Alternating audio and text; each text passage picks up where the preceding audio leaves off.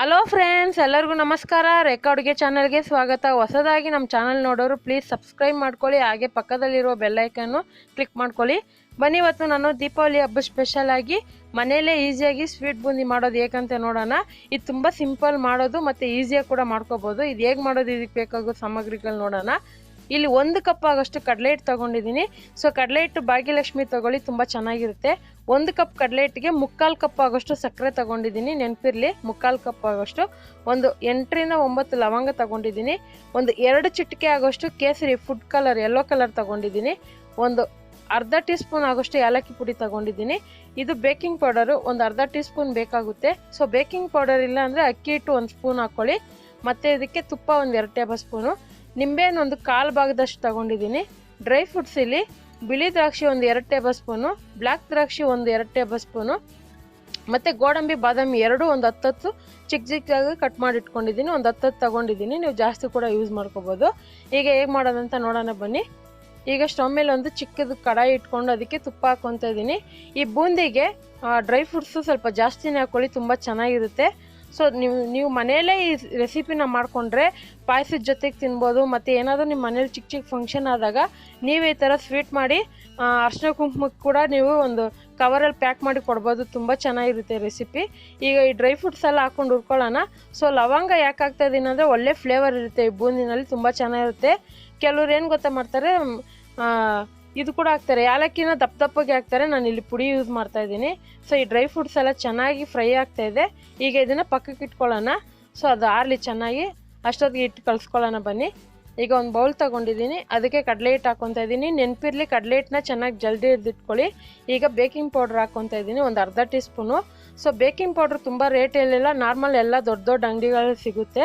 So just 35 ರೂಪಾಯಿ ಅಷ್ಟೇ. ಅದು ತೊಗೊಬಂದು ಇಟ್ಕೊಂಡ್ರೆ ನಿಮ್ಗೆ ಎಲ್ಲ ರೆಸಿಪಿಗೂ ಯೂಸ್ ಆಗುತ್ತೆ. ಈಗ ಯೆಲ್ಲೋ ಕಲರ್ ಫುಡ್ ಕಲರ್ ಹಾಕ್ಕೊತಾ ಇದ್ದೀನಿ. ಫುಡ್ ಕಲರ್ ಬೇಡ ಅಂದರೆ ಸ್ಕಿಪ್ ಮಾಡ್ಕೊಳ್ಳಿ. ಸೊ ವೀಡಿಯೋಗೋಸ್ಕರ ಮಾಡೋದ್ರಿಂದ ಸ್ವಲ್ಪ ಫುಡ್ ಕಲರ್ ಯೂಸ್ ಮಾಡ್ತಾ ಇದ್ದೀನಿ, ತುಂಬ ಚೆನ್ನಾಗಿರುತ್ತೆ ಯೆಲ್ಲೋ ಕಲರ್ ಇದ್ರೂ. ಸೊ ಕಲರ್ ಕೂಡ ನೀವು ಮಾಡ್ಕೋಬೋದು. So green colour, red colour ಆ ಥರ ಮನೇಲಿ ಕೇಸರಿ ಇದ್ದರೆ ಅದು ಕೂಡ ಯೂಸ್ ಮಾಡ್ಕೋಬೋದು. ಈಗ ಇದೆಲ್ಲ ಚೆನ್ನಾಗಿ ಮಿಕ್ಸ್ ಮಾಡಿಕೊಂಡು ಇದಕ್ಕೆ ನಾನು 1 ಕಪ್ ಕಡಲೆ ಹಿಟ್ಟಿಗೆ 1 ಕಪ್ ಆಗೋಷ್ಟು ನೀರು ತಗೊತೀನಿ. ಸೊ ನೀರು 1 ಕಪ್ ತಗೊಳ್ಳಿ, ಆದರೆ ಸ್ವಲ್ಪನೇ ನೋಡಿ ಮಿಕ್ಸ್ ಮಾಡ್ಕೊಳ್ಳೋಣ. ಯಾಕಂದರೆ ತೀರ ತೆಳ್ಳಗಾದ್ರೆ ಚೆನ್ನಾಗಿ ಬರೋಲ್ಲ ಬೂಂದಿ, ತೀರ ಗಟ್ಟಿಗಾದ್ರೂ ಚೆನ್ನಾಗಿ ಬರೋಲ್ಲ. ಒಂದು ಮೀಡಿಯಮ್ ಆಗಿರಬೇಕು. ಚೆನ್ನಾಗಿ ಇದರಲ್ಲಿ ಬಬಲ್ಸ್ ಇಲ್ದಿರ ಚೆನ್ನಾಗಿ ಮಿಕ್ಸ್ ಮಾಡ್ಕೊಳ್ಳೋಣ. ಈಗ ಜಸ್ಟ್ ಒಂದು ಅರ್ಧ ಟೀ ಸ್ಪೂನ್ ಆಗೋಷ್ಟು ತುಪ್ಪ ಹಾಕ್ಕೊತಾ ಇದ್ದೀನಿ. ನೀವು ಮನೇಲಿ ಮಾಡೋದಾದರೆ ಸೇಮ್ ಇದೇ ಥರ 1 ಕಪ್ ಅಳತೆಯಲ್ಲಿ ತೊಗೊಂಡು ಮಾಡಿ. ಚೆನ್ನಾಗಿ ಬಂದಾಗ ಅವಾಗ ನೀವೇ ಜಾಸ್ತಿ ಮಾಡ್ಕೊತೀರಾ. ಇನ್ನೊಂದು ಚೂರು ನೀರು ಹಾಕ್ಕೊಂಡು ಮಿಕ್ಸ್ ಮಾಡ್ಕೊತಾ ಇದೆ.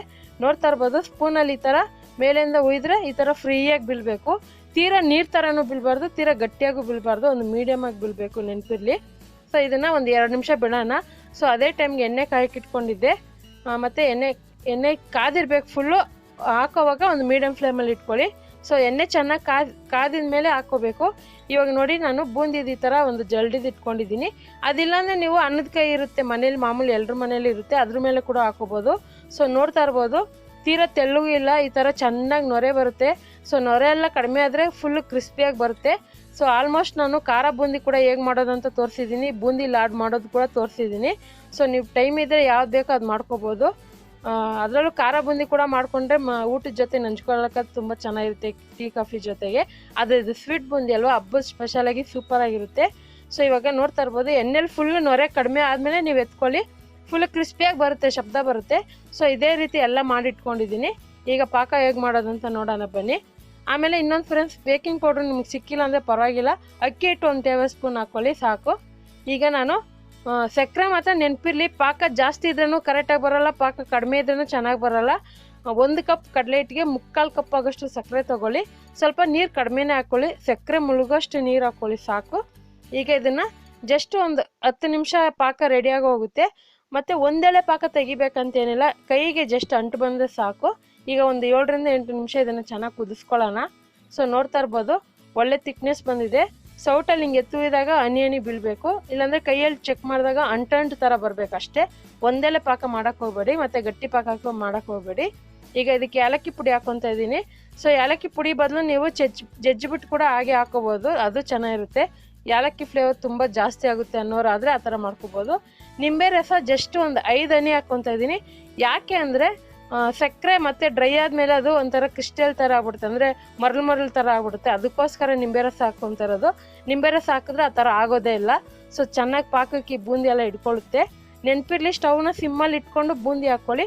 ಬೂಂದಿ ಹಾಕಿ ಜಸ್ಟ್ 1 ನಿಮಿಷ ಮಿಕ್ಸ್ ಮಾಡಿದ್ರೆ ಸಾಕು. ಆಮೇಲೆ ಸ್ಟವ್ ಆಫ್ ಮಾಡ್ಬೇಕಾಗುತ್ತೆ. ಇವಾಗ ನೋಡ್ತಾ ಇರ್ಬೋದು, ಜಸ್ಟ್ 1 ನಿಮಿಷ ಆ ಪಾಕ ಎಲ್ಲ ಚೆನ್ನಾಗಿ ಹೀರ್ಕೊಳ್ಳಿ. ಬಿಸಿ ಇರೋವಾಗ ಹೀರ್ಕೊಂಡಾಗ ಚೆನ್ನಾಗಿ ಬರುತ್ತೆ ಅವಾಗ. ಇವಾಗ ಸ್ಟವ್ ಆಫ್ ಮಾಡ್ಕೊತೀನಿ, ಜಸ್ಟ್ 1 ನಿಮಿಷ ಮಾತ್ರ. ನೋಡಿ, ಇವಾಗ ಇದೆಲ್ಲ ಚೆನ್ನಾಗಿ ಮಿಕ್ಸ್ ಮಾಡಿದ್ಮೇಲೆ ಇದಕ್ಕೆ ಡ್ರೈ ಫ್ರೂಟ್ಸ್ ಹಾಕ್ಕೊತಾ ಇದ್ದೀನಿ. ಸೊ ತುಪ್ಪ ಫ್ಲೇವರು ಚೆನ್ನಾಗಿರುತ್ತೆ ಬೂಂದಿನಲ್ಲಿ. ಮತ್ತು ಏನಿಲ್ಲ ಫ್ರೆಂಡ್ಸ್, ಇದನ್ನು ನೀವು ಚೆನ್ನಾಗಿ ಮಿಕ್ಸ್ ಮಾಡಿ ಮಿನಿಮಮ್ 2 ರಿಂದ 3 ಅವರ್ ಬಿಡಬೇಕು. ಚೆನ್ನಾಗಿ ಸೆಟ್ ಆಗಬೇಕಂದ್ರೆ ಅದು ಕೈಗೆ ಅಂಟಬಾರ್ದು, ಉದ್ರಾಗಿ ಚೆನ್ನಾಗಿ ಬರಬೇಕು, ಸೂಪರಾಗಿರುತ್ತೆ. ಸೊ ಇವಾಗ ಇದನ್ನು ಒಂದು 2 ರಿಂದ 3 ಅವರ್ ಬಿಡ್ತೀನಿ, ಆಮೇಲೆ ಪರ್ಫೆಕ್ಟಾಗಿ ಆಗುತ್ತೆ. ಸೊ ನೋಡ್ತಾ ಇರ್ಬೋದು, ಒಂದು 2 ರಿಂದ 3 ಅವರ್ ಆಗಿದೆ. ಚೆನ್ನಾಗಿ ಪರ್ಫೆಕ್ಟಾಗಿ ಬೂಂದಿ ತಯಾರಾಗಿದೆ. ನೋಡಿದ್ರಲ್ಲ, ಇವತ್ತಿನ ರೆಸಿಪಿ ಇಷ್ಟೇ. ಎಷ್ಟು ಸಿಂಪಲ್ಲಾಗಿ ಹಬ್ಬ ಸ್ಪೆಷಲಾಗಿ ಸ್ವೀಟ್ ಬೂಂದಿ ಮಾಡೋದಂತ ಗೊತ್ತಾಯ್ತಲ್ಲ. ಖಂಡಿತ ರೆಸಿಪಿ ಇಷ್ಟ ಆಗಿದೆ ಅನ್ಕೊತೀನಿ. ಇಷ್ಟ ಆಗಿದೆ, ಇನ್ಯಾಕೆ ತಡ, ನೀವು ಕೂಡ ಟ್ರೈ ಮಾಡಿ ಹೇಗಿದೆ ಅಂತ ನಿಮ್ಮ ಅನಿಸಿಕೆನ ದಯವಿಟ್ಟು ಕಮೆಂಟ್ ಸೆಕ್ಷನ್ಗೆ ಕಮೆಂಟ್ ಮಾಡಿ. ಮತ್ತಷ್ಟು ಈಸಿ ರೆಸಿಪಿಗೋಸ್ಕರ ರೇಖಾ ಅಡುಗೆ ಚಾನಲ್ನ ಸಬ್ಸ್ಕ್ರೈಬ್ ಮಾಡಿ, ಶೇರ್ ಮಾಡಿ, ಲೈಕ್ ಮಾಡಿ. ಎಲ್ಲರಿಗೂ ಧನ್ಯವಾದಗಳು.